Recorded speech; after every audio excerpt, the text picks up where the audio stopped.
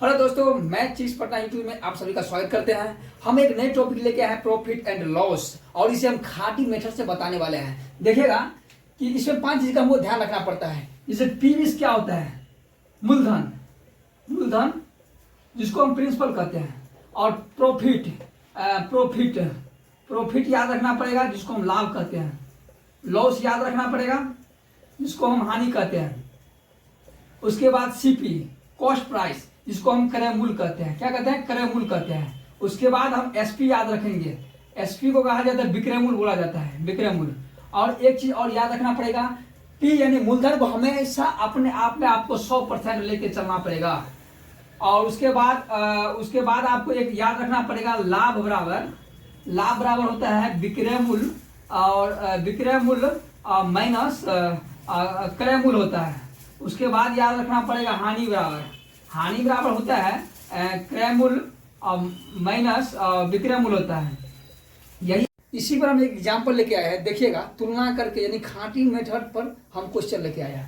किसी वस्तु को 1440 रुपया में बेचने पर 20% की हानि होती है, तो वस्तु का क्रय मूल्य क्या है? वस्तु का हमें क्रय मूल्य मांग रहा है। आपको 1440 रुपया दिया हुआ है। क्या चीज दिया है? ये विक्रय मूल्य दिया हुआ है।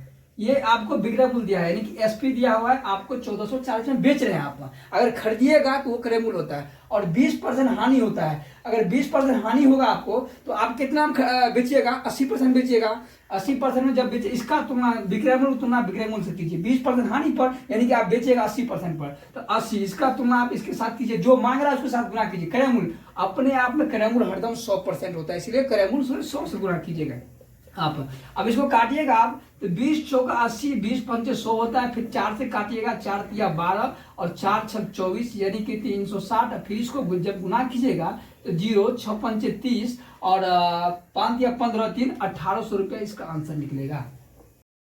इसी पर हम दूसरा क्वेश्चन लेके आए। देखिएगा, किसी वस्तु को 19.50 रुपया में बेचने पर 30% का लाभ होता है, तो 40% का लाभ कमाने के लिए इसका विक्रय मूल्य क्या है? इसका फिर खाटी मेथड से ही बनाना है। देखिएगा, 19.50 जो है, ये बेचने पर क्या है? विक्रय मूल्य है।